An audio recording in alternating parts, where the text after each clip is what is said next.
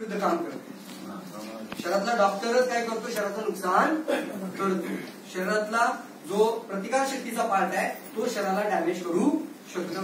Auto immune म्हणजे जरा ते सोरायसिस त्याच्यामध्ये येतो, रिम्युटल आर्थरायटिस त्याच्यामध्ये येतो. तर इम्युनो स्टिम्युलेशन मध्ये येतो तो रोग प्रतिकार शक्तीला कमी असेल किंवा जादा असेल त्याला बॅलन्स करायला तो मदत करेल, त्याला स्टिम्युलेशन म्हटलं जातं. त्याच्यानंतर किडनी, लिव्हर आणि हार्ट प्रॉब्लेम याच्यामध्ये याचे फायदे खूप चांगले आहेत. आपण हा विचार करायचा रेग्युलर जर घेत राहिला तर याच्यापासून तुम्हाला चांगलं संरक्षण मिळू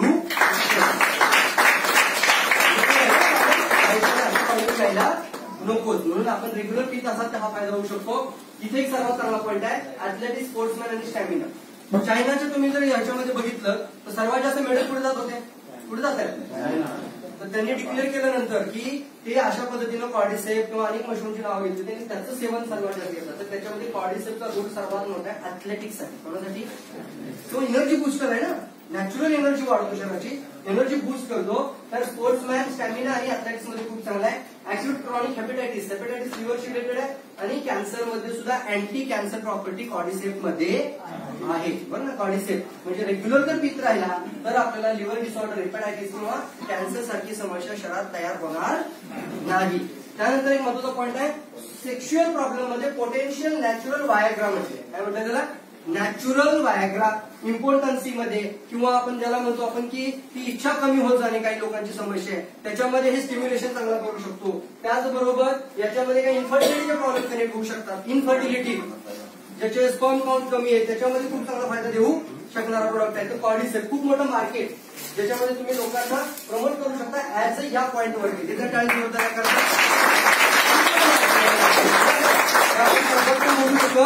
नाहीये. पुढे जाऊ आपण इन्सोमेनिया, ज्याच्यात आपण पाहिलं झोप येणं, स्ट्रेस, हेडॅच. त्यांना अँटीट्युमर प्रॉपर्टीज, शरीरात गाठ बनते, रातोरात बनते का? मग गाठ बनते म्हणजे एक पेशी खराब झाली का अनेक पेशी खराब होऊन एक ट्युमर तयार होतो, बरोबर आहे ना, त्याला म्हणतो आपण गाठ बनते. पण अँटीट्युमरचा अर्थ काय होतो, त्या पहिल्या पेशीला अशी मदत केली जाते की शरीरामध्ये गाठ तयार होता कामा नये, म्हणजे अँटीट्युमर प्रॉपर्टी. शरीरात गाठी झाल्यावर जागृत न व्हायचं, आपल्याला अँटीट्युमर प्रॉपर्टी घ्यायला पाहिजे. तर कॉफी रेग्युलर अँटीट्युमर मध्ये मदत करेल. Next line. त्यानंतर antifungal, anticancer, antihypertensive, blood pressure मध्ये याचा चांगला फायदा आहे. अँटी अडॉप्टेजेनिक आहे. अडॉप्टेजेनिक म्हणजे काय, कोणीही किती प्रमाणात खाल्लं काही नुकसान होणार नाही. त्याचबरोबर ऍड्रिनोटॉनिक आहे, त्याच्यासाठी ऍड्रिनल ग्लँड असेल त्याच्यामध्ये त्याचा एक सगळ्यात महत्वाचा रोल आहे. ऍक्सिडेंट ज्यावेळी होतो ना आपल्या एखाद्याचा ऍक्सिडेंट होतो इमिजिएटली, तर ऍक्सिडेंट ज्यावेळी होतो ना तर ऍड्रिनल ग्रंथी शरीरामध्ये सर्वात जास्त ऍक्टिव्हेट होतात. म्हणजे त्या क्षणामध्ये ज्या काही फास्ट प्रोसेस होतं जे शरीराला समजत नसतं ते जो कोण करत होतं ऍड्रिनल, कोण करत होते ऍड्रिनल. ही जो पॉवर ज्याला आपण म्हणतो ऍड्रिनल ग्लँड, ही ऍड्रिनल अनेक शरीरातल्या हार्मोन्स रिलीज करते. त्यामुळे ऍड्रिनोटॉनिक म्हणजे इम्युनो मॉड्युलेशन ते शब्द करते का, प्रतिकारशक्ती नॉर्मलाइज पण करेल. हेमोटोप म्हणजे याच्यामध्ये आपण पाहतोय जे हिमोग्लोबिन आहे त्याच्यामध्ये स्टोरेज आहे. Use the Chinese to cure chronic hepatitis B, immune function, dysfunctioning liver. According to A1 Health, the product Cordyceps is found effective against tuberculosis as well as the treatment of leprosy.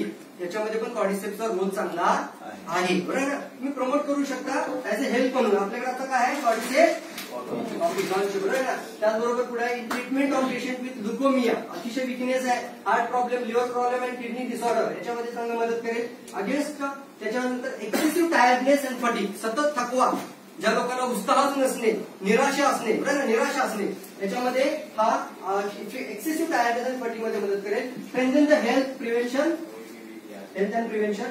त्याचबरोबर great इम्पॉर्टन्सी, जे man and woman दोघांमध्ये सुद्धा त्याचा चांगला role आहे physically power वाढवण्यासाठी.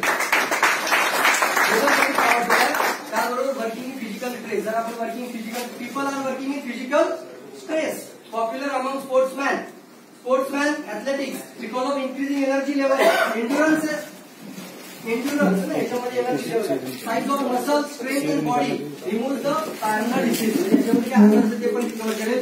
Powerful लिबिडोचा अर्थ काढला तुम्ही म्हणू शकता. लिबिडोचा अर्थ तो कामिच्छा, काय होतं त्याला, काम इच्छा, बरं आहे ना. तर ती libido, increase the libido both men and women. Powerful product आहे. इन्क्रीज द सीमेन, सीमेनचा विषय आला तर मी तुम्हाला थोडं स्पिरुलिनाबद्दल बोलेल.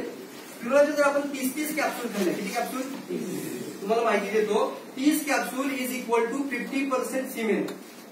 पुरुषांचं जे वीर्य असतं ना ते 30% जर आपण बघितलं तर ते कशामध्ये 30% आहे. पुरुषांचं वीर्य म्हणजे 30 कॅप्सूल स्पिरुलिना एकत्र घेतलं तर तयार होतं.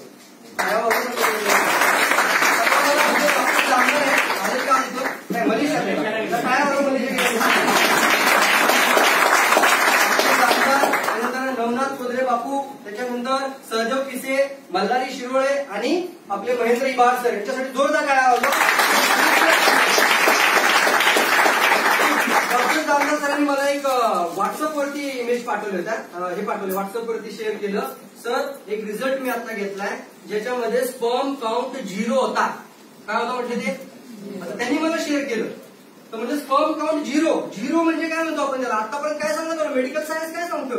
ज्याचा स्पर्म काउंट एकदम 0 आहे तिथं मूल होण्याचा चान्सेस नाहीच, होऊ शकत नाही. कुठलाही जगातला डॉक्टर म्हणू शकत नाही की इथं स्पर्म काउंट 0 आहे तर पुन्हा पेशी तयार होतील.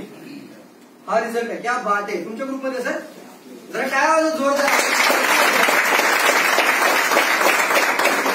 जो मेडिकल सायन्सला मेडिकल टर्मिनॉलॉजीला हे चॅलेंज आलं आणि ज्या व्यक्तीचा स्पर्म काउंट 0 आहे त्याला प्रत्येक हॉस्पिटल डॉक्टर सांगतात की तुम्हाला कधीही मूल होणार नाही. आणि त्यांनी स्पिरुलिना खाल्ल्या, DXN खाल्ले. त्यांना मी विचारलं सर आता त्याचा काउंट आहे 70 लाख. 70 लाख त्याचा स्पर्म काउंट आहे. आणि मग मी त्यांना विचारलं सर किती डोस दिला? पटकन त्यांनी दिला खाली sir 30 capsule per day. Power आहे ना. आणि आता आपण पाहतोय डायरेक्टली त्या लेवलला गेलो तर लिबिडो पॉवर वाढवू शकतो, स्पर्म काउंट वाढवायला मदत करेल, इन्क्रीज द सिमेन पीपल, ज्याच्यामध्ये आपण पाहतो pre mature ejaculation, sexually inactive, त्याच्यामध्ये बऱ्याचशा गोष्टी येतात, इम्पॉर्टन्सी. अनलाईक हे आपण पाहतो की ज्यांना हे आवडत नाहीये ती गोष्ट ते लोक कॉजेस टू मेंटल प्रॉब्लेम ह्या सगळ्या गोष्टी म्हणजे फिजिकल डॅमेजनेस, माल फंक्शनिंग, याच्यामध्ये best product in the world.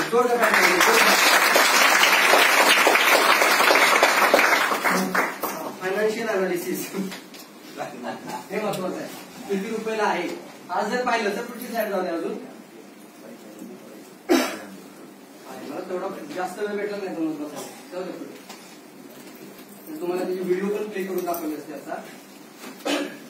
जाऊ द्या अजून पुढे. इथे येतात बघा कॉस्ट दाखवले तिथे जवळपास US डॉलर. कुठले डॉलर द्यायच्या? US dollar. आज आपण पाहतोय पर ग्रॅम कॉस्ट आहे. कोणती कॉस्ट आहे ती? पर ग्रॅम. त्याची मी इंडियन रुपीज मध्ये कॉस्ट काढून पाहिली. 1 ग्रॅम कॉर्डिसेट इज इक्वल टू 7,000 रुपये पर ग्रॅम. 7,000 रुपये पर ग्रॅम. एका किलोला किती झाले? 70 लाख. किती झाले ते? आणि DXN असंच कॉपी देऊन दिलं ते.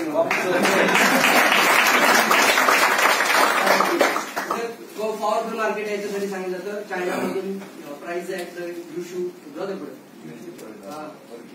चायना हे या नंबर डोसेस जाऊ द्या. चला कमीत कमी रोज एक कॉफीचे सॅशे संपायला पाहिजे आणि 1 महिनाभर रोज घ्यायला सांगा लोकांना. ठीक आहे. 2000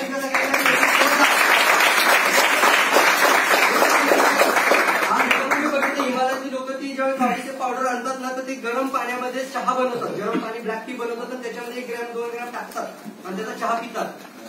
तर ते ब्रेवरी त्याच्यामध्ये बनवलं. त्यांनी हे पण सांगितलं गरम पाण्यामध्ये त्याचा रोल अजून चांगला वाढतोय. काही प्रोडक्ट असतात गरम पाण्यामध्ये नष्ट होतात, बरोबर आहे ना. बॉईल केलं की नष्ट होतात. बट कॉर्डिसेट गरम पाण्यामधून पॉवरफुल होतोय. त्याच्यामुळे बऱ्याचशा ठिकाणी ती पावडर जी आहे ना ती चहामध्ये टाकून प्यायला सांगितली जाते. आपल्याला चहा टाकून प्यायची गरज आहे का? कशामध्ये आले डायरेक्ट कॉफी करून. त्याच्यामुळे बेस्ट प्रोडक्ट आपण पुढं काय घेऊ जा.